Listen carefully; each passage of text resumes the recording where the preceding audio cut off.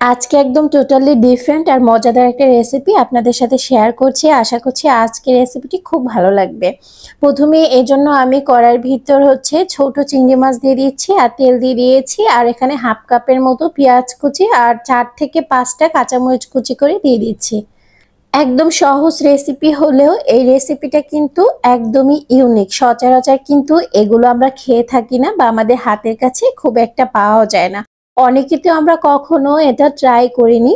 কিসের কথা বলছি একটু পরে বলছি। তার আগে আমি এই যে উপকরণগুলো সবগুলো একাত্রে ভালো করে পেঁয়াজ মরিচ তারপর চিংড়ি মাছ একটু ভালো করে ভেজে নিচ্ছি। সুন্দর ফ্লেভারের জন্য এখানে আমি দিয়ে দিচ্ছি শুকনো মরিচ, সেটা আমি দিয়ে দিচ্ছি, কারণ যে কোনো ভাজিতে কিন্তু শুকনো মরিচটা দিলে অনেক বেশি ভালো লাগে। আর রেসিপিটা কিন্তু একদমই ইজি রেসিপি, কিন্তু যারা আমরা কখনো করিনি তাদের জন্য একটু ডিফারেন্ট মনে হতে পারে, একটু কঠিন মনে হতে পারে, কারণ যেই কাজটা আমরা করি না সেটা কিন্তু আমাদের কাছে একটু টাফ মনে হয়।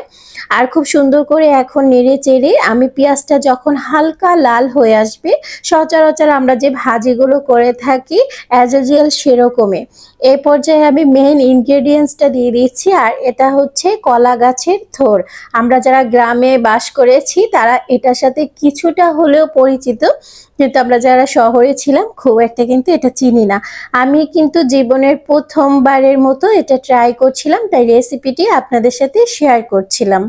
এখন আমি এটাকে ভালো করে ভেজে নিব। সামান্য পরিমাণ লবণ, এখানে 1/4 টিস্পুনের মতো লবণ দিয়ে দিচ্ছি আমি।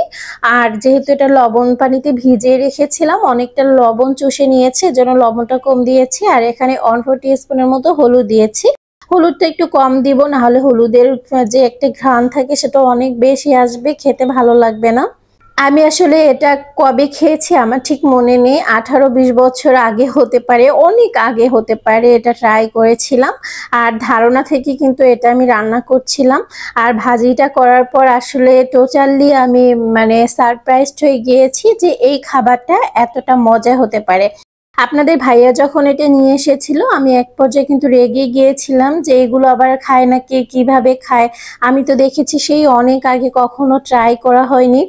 তারপর আসলে রিস্ক নিয়ে একটু বেশি তেল দিয়ে তারপর হালকা চুলার আঁচে আস্তে আস্তে করে ভেজে নিচ্ছিলাম।